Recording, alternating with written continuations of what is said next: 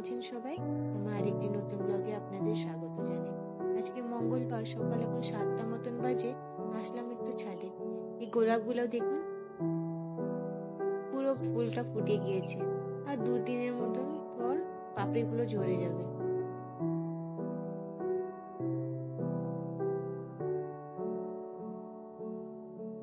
সকালে স্নান করে পুজো দিয়ে নিয়েছি, যাব একটু বাজারে। চলুন আপনাদেরও সাথে নিয়ে যাব।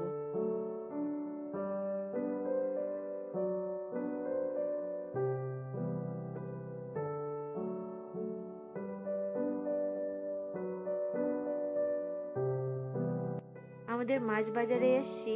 সকাল সকাল প্রচুর জ্যান্ত মাছ পাওয়া যায়, তো ওটাই দেখছি কি জ্যান্ত মাছ নেওয়া যায় আজকে।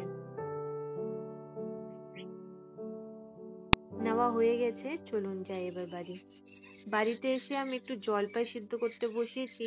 আজকে জলপাই দিয়ে ঝাল মিষ্টি টক একটা চাটনি বানাবো। আর এদিকে আমি গুড় সিদ্ধ করতে বসিয়েছি। গুড়ে অনেক বালি থাকে, তো তাই একটু গুড়টাকে সিদ্ধ করে নিলে সব বালিগুলো নিচে পড়ে যাবে, আমি ছাঁকনি দিয়ে পরে ছেঁকে নেব। এদিকে দেখুন আমার জলপাইগুলো সিদ্ধ হয়ে গিয়েছে, আর এদিকে গুড়টাও সিদ্ধ হয়ে গেছে। দাঁড়ান একটু চামচ দিয়ে নেড়ে চেড়ে দেখি।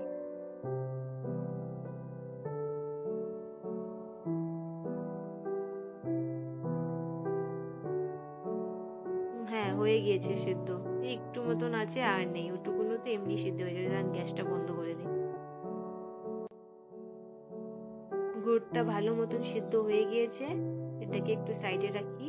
আর এদিকে আমি জলপাইটাকে ঠান্ডা করে একটু চ্যাপটা চ্যাপটা করে নিয়েছি হাত দিয়ে। আর এদিকে আমি কড়াই চাপিয়ে দিলাম, কড়াইতে একটু দিলাম সর্ষের তেল।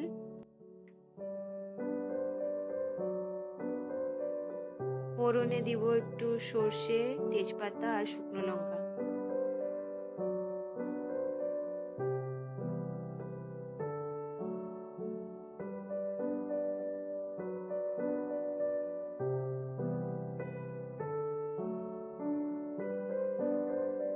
একটু নেড়ে চেড়ে দেখে নিব। হ্যাঁ, হয়ে গিয়েছে ফোড়ন দেওয়া। এবার আমি জলপাইটাকে দিয়ে দেব, সিদ্ধ করা জলপাইটাকে।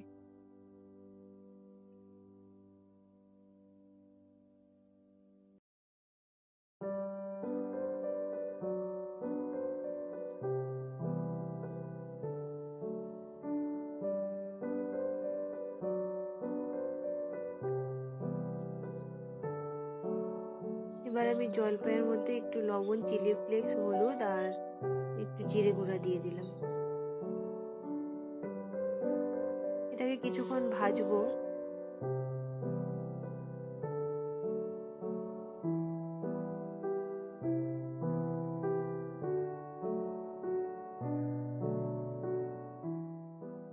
জলপাইটা ভাজা হয়ে গিয়েছে, এবার এখানে আমি গুড়টা দিয়ে দেবো।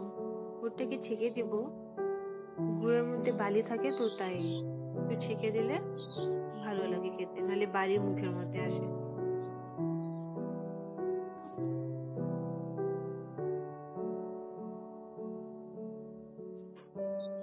একটু জল জলই রেখেছি গুড়টাকে, তাহলে ওই গুড়ের জলই জলপাইগুলো সেদ্ধ হয়ে মাখা মাখা করব।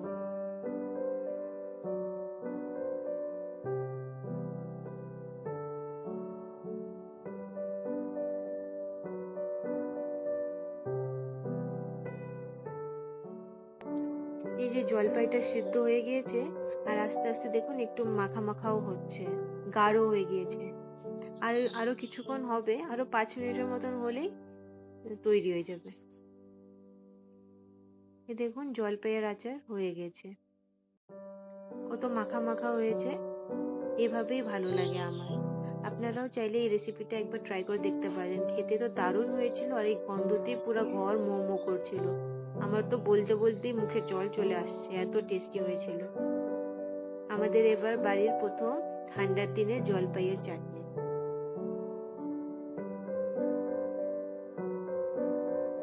জলপাইয়ের চাটনি হয়ে গিয়েছে, এবার চলুন মাছটাকে তৈরি করে নিই। বাবা মাছটাকে ধুয়ে হলুদ মেখে রেখেছে, এবার আমি লবণ দিয়ে মেখে নেব।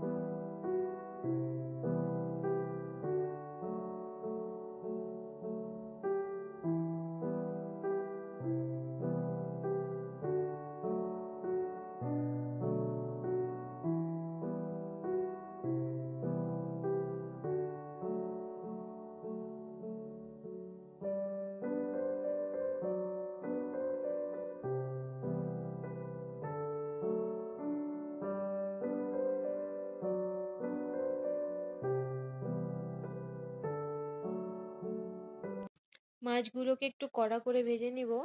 আমাদের বাড়িতে সবাই মাছটাকে কড়া ভাজাই পছন্দ করে, তাই একটু কড়া করেই ভাজা হয় সবসময়।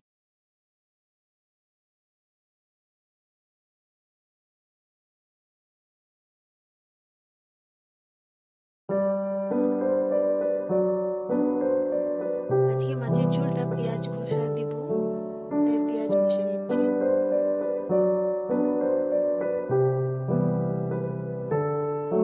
এবারে আমি একটু কালো জিরে ফোড়ন দিলাম আর একটা তেজপাতা দেব।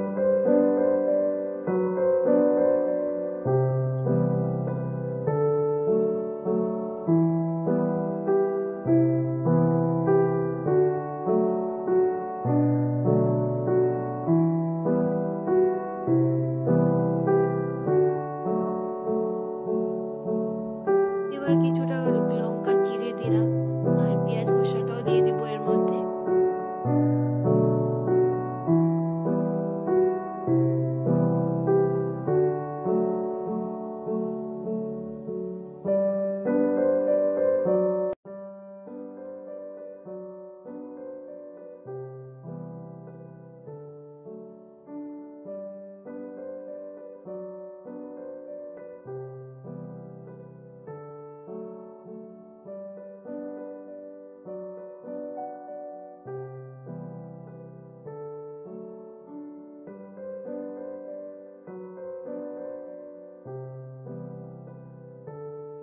এর মধ্যে আমি একটু লবণ হলুদ দিয়ে দিচ্ছি।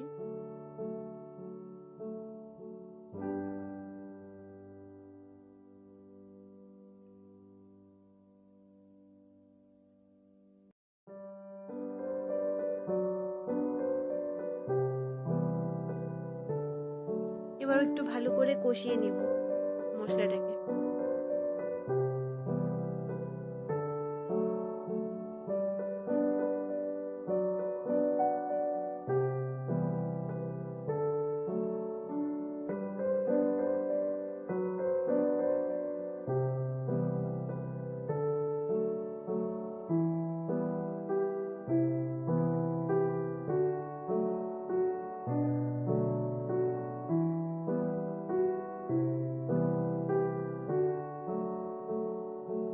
মশলাটা এখানে একটু হতে থাক, চলুন আপনাদেরকে ততক্ষণ একটু বাগানটা ঘুরে আনি।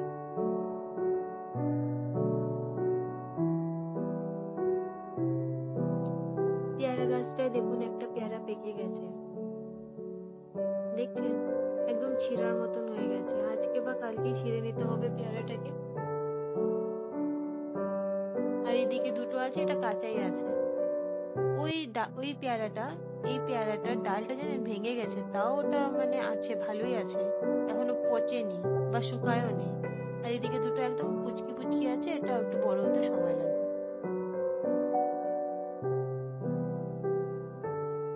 এদিকে লেবু গাছটা দেখুন এখনো লেবু আছে, বেশি কয়টা নেই এখন আর। মিষ্টি কুমড়ো গুলো দেখুন বেশ একটু বড় হয়েছে। মিষ্টি কুমড়ো পাকলে তো অনেকদিন স্টোর করা যায়, তাই এটা বোধহয় কাঁচায় খাবে না। এদিকে করলা গাছটা দেখুন ফুল এসছে। আর এই দেখুন দুটো ছিমও ধরেছে এখানে। শীতের সবজি। আর এদিকে দেখুন লাউয়ের ভারে পুরো ডগাগুলো ঝুলে গেছে। লাউয়ের ডগাগুলো দেখছেন? লাউয়ের কেমন করে ভার নিয়ে আছে জাঙ্গিটা।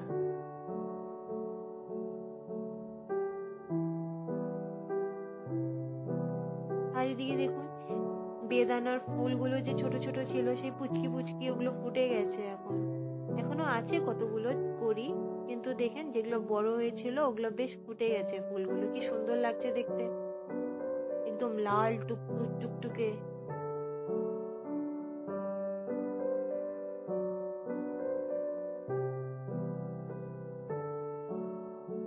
এদিকে এসে দেখলাম মশলাটা কষে গেছে, তাই একটু ফটাফট জল দিয়ে দিলাম, নাহলে লেগেই যেত।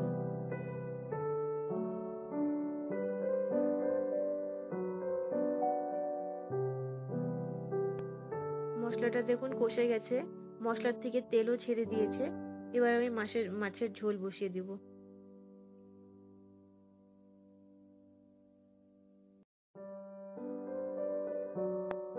ঝোলে আমি এবার মাছগুলো দিয়ে দেব।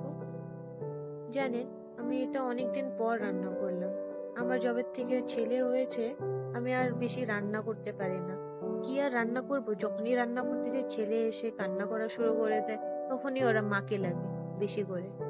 তাই কি করব, ছেলেকেই নিয়ে বসতে লাগে, আর আমার মা বেশিরভাগ রান্না করে। দেখুন আমার মাছের ঝোল হয়ে গিয়েছে। এবার আমি উপর থেকে একটু ধনিয়া পাতা ছিঁড়ে ছিঁড়ে দিয়ে দেবো, ব্যাস হয়ে গেল মাছের ঝোল।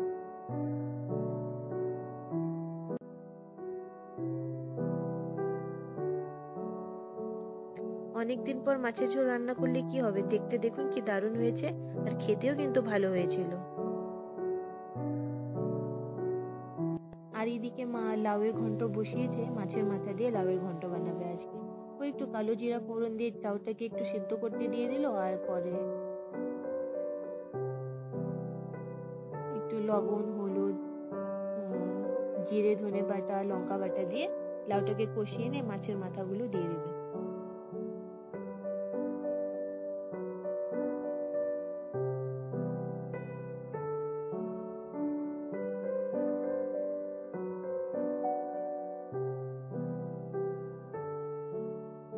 হচ্ছে মূলো ভাজা। আমাদের বাড়িতে শীতের দিনে প্রায় মূলো ভাজা ধনেপাতা দিয়ে রান্না হয়। তো কালো জিরা ফোড়ন দিয়ে মূলো ভাজাটা করছে, আর লাস্টে দেখুন অনেকগুলো করে ধনেপাতা দিয়ে দিতে হবে। বাস এটা দিয়েই আমার এক থালা ভাত খাওয়া হয়ে যায়, জানেন।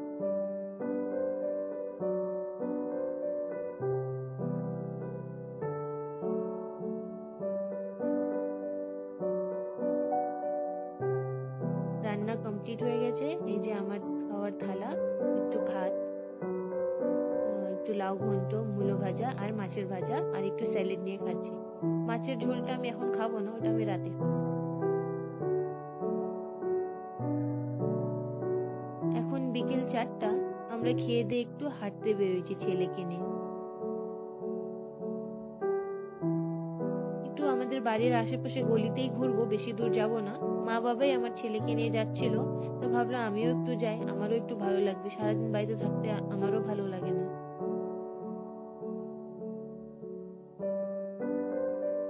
আমাদের বাড়ির পাশেই একটা খালি জমিতে খুব জল জমে থাকে, আর তার মধ্যে এই পাতাগুলো হয়ে আছে। দেখুন কি সুন্দর লাগছে দেখতে। উপর থেকে সুন্দর, কিন্তু এই পাতার নিচে অনেক সাপ আছে, জানেন। এই পাতাটার কি নাম আমি ঠিক জানি না, কিন্তু এটা দেখতে খুব সুন্দর লাগে। চলুন এবার বাড়ির পথ ধরে, অনেকক্ষণ হাঁটাহাঁটি হয়ে গেল। আজকের ভিডিওটাও তাহলে এখানেই শেষ করছি। সবাই ভালো থাকবেন, সুস্থ থাকবেন। আর আমার ভিডিওটা কেমন লাগলো আমাকে অবশ্যই কমেন্ট করে জানাবেন। একটা লাইক করে দিবেন, চ্যানেলটাকে সাবস্ক্রাইব করে দিবেন প্লিজ।